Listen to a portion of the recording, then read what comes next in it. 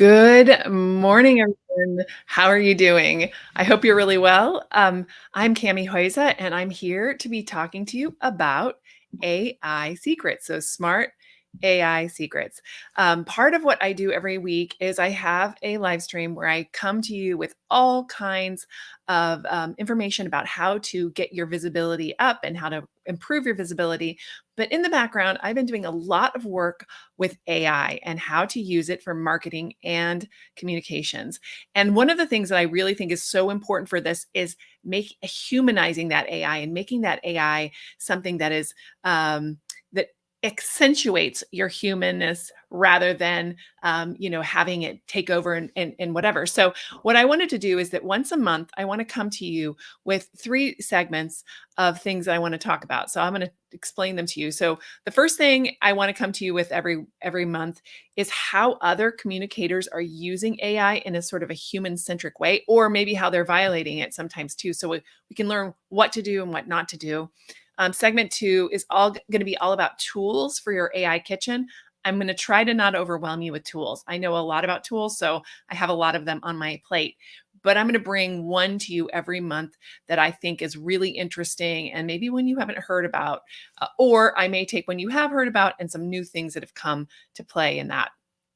So I'll explain that to you as I go along. And number three, I want to share with you an AI recipe to improve your workflow, to improve your communications workflow. So I'm going to show you one every single month, just like a little thing that can actually improve what you're doing and improve how you're doing your work. So I hope that this is going to be a really fun journey for all of us. But anyway, so let me go ahead and play the stinger so we can tell you where we're at.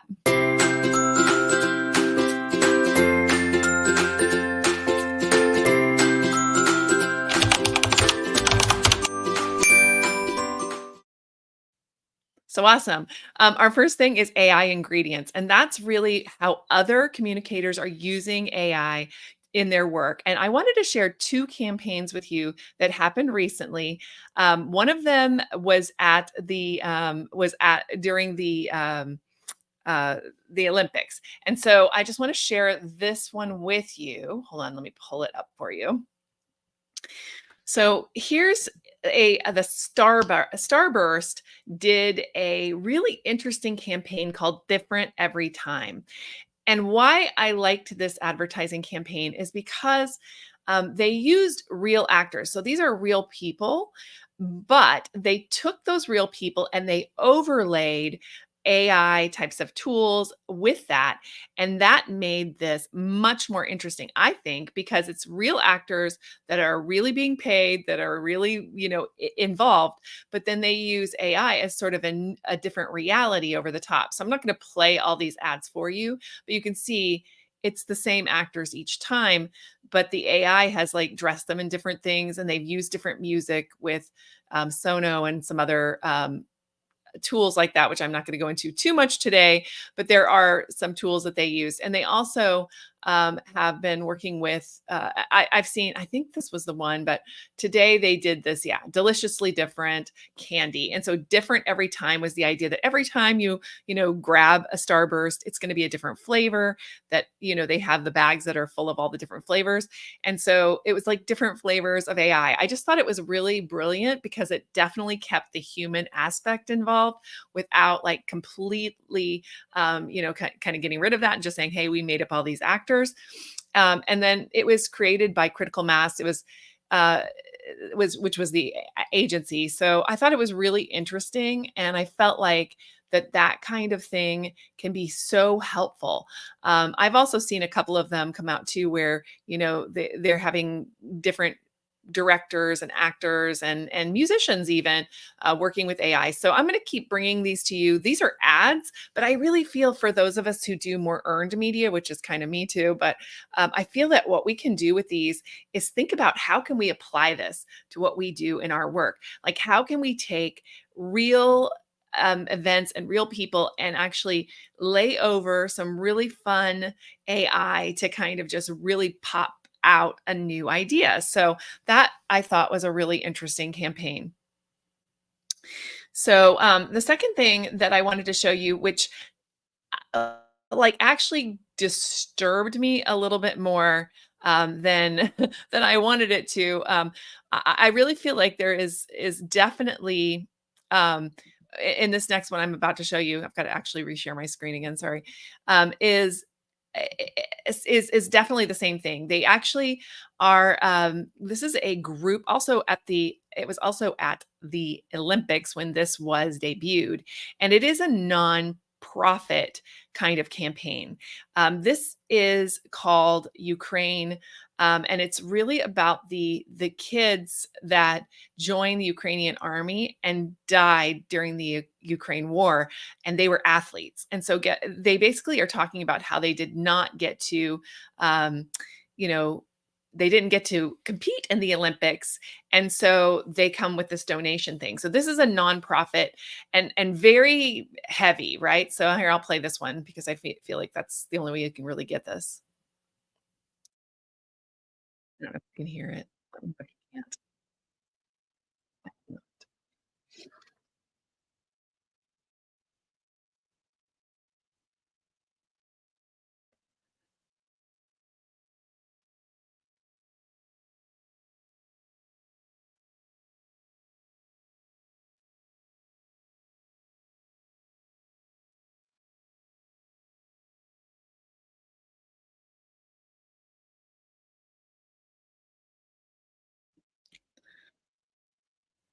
So there you go. That is called The Revived.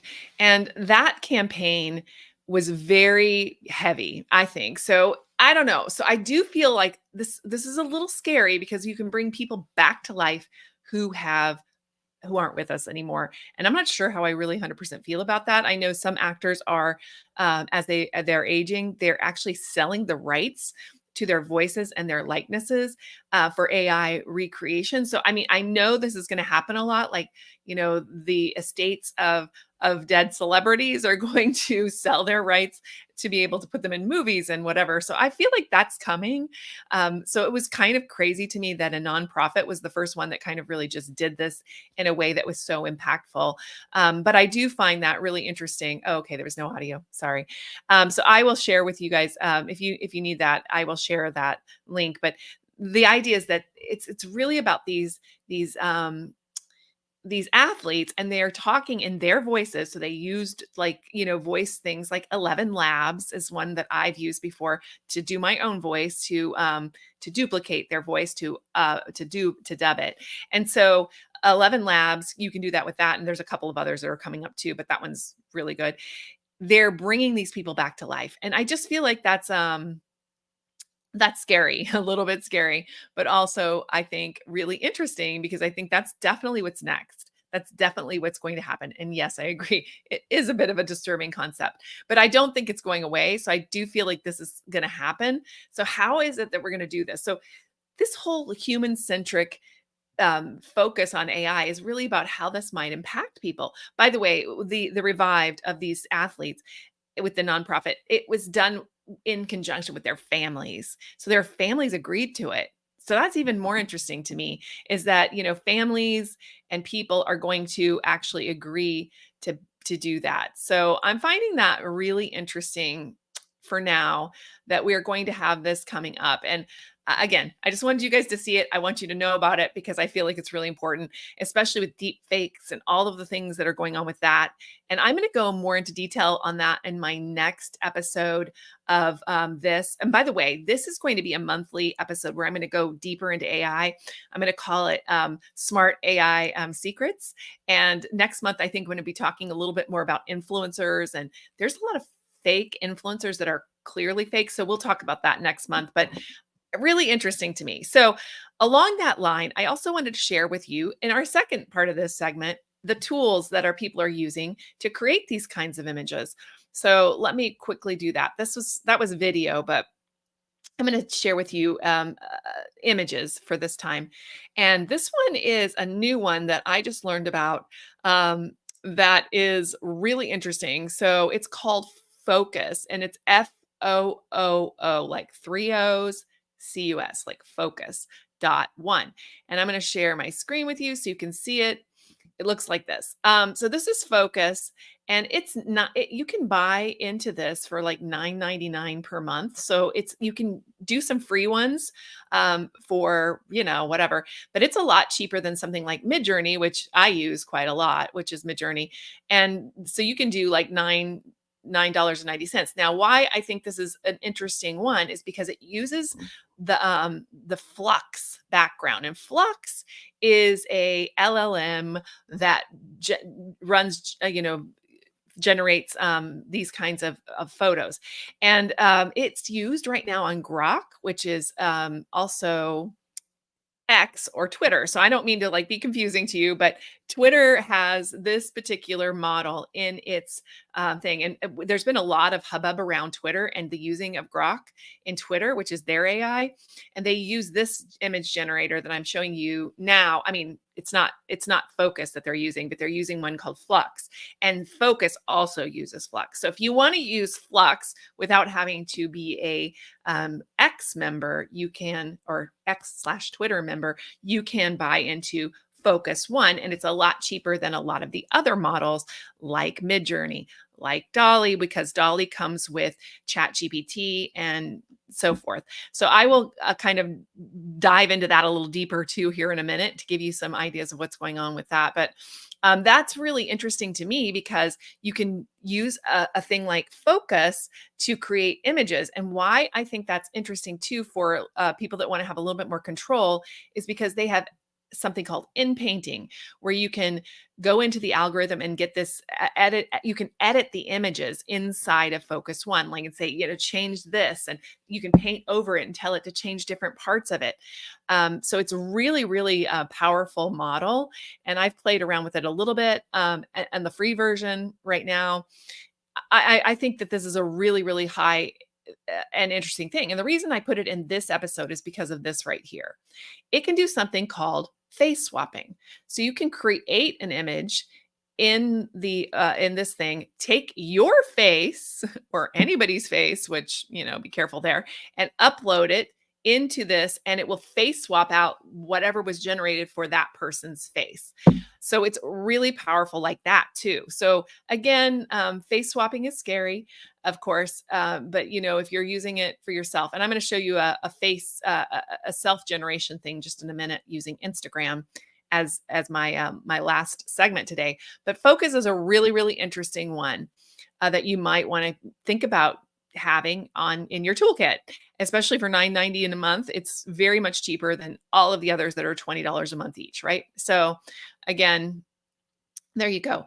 So Midjourney, I think you can get a cheaper version of that. Like it's like $12 or $13. I mean, I'm just saying Focus is really interesting, and I'm very intrigued by it as far as being able to have more control over the values and stuff. So that's one of the things I think that's really tough for PR and marketing people is that when you generate something in an LLM, you just kind of have to like work on the words and try to like massage it to be exactly what you want, but you have very little control and stylistic control too. Like, so that's the other thing you can use Focus for is you can turn these into like you can put your colors in and you can do it's kind of much more directed on that. And there's other tools that do it too, but I found that this one was like one that I'd never heard of and it was very inexpensive. Also, I'm not going to be able to give you the link to this because it's a huge link, but I'm going to show it to you. There's a man, he's named Matt Wolfe, and the last name spelled Wolfe. And he's amazing as far as keeping up with all of the changes in AI. I'm not going to try to do that. I'm going to cherry pick things out that I think are really interesting for communicators. But if you are somebody who's thinking, I don't know which one of these tools I should be using for image generation, he has put together this Figma board that has all of the main ones like Ideology, Midjourney, Flux, which is the one I just showed you. In the one Dolly, SD3, Firefly, all of these, and he's actually run some tests to see how they look against each other. So I'm more than happy to send you this link to this Figma board.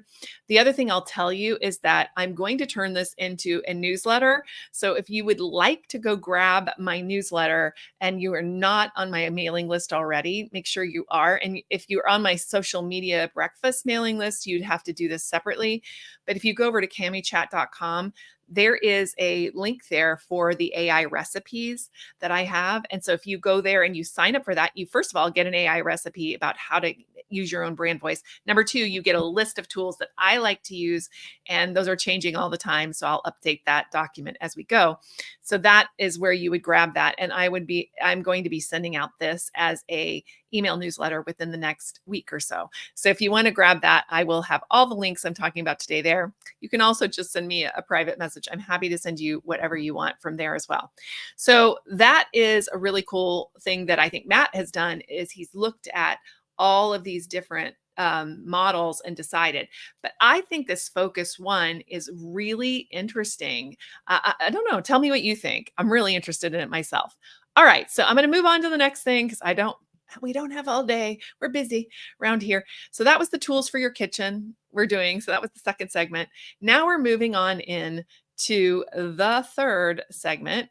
And the third segment is all about a tool. Actually, I'm going to show you how to do something that's really cool. So, okay, that's tools for the kitchen. We just did that. Now we're going to move into an AI recipe. So I'm going to bring myself up here because I'm going to explain this. I actually pre-recorded the AI recipe because I was afraid it would fail whenever it got here. So I pre-recorded it so I could show it to you.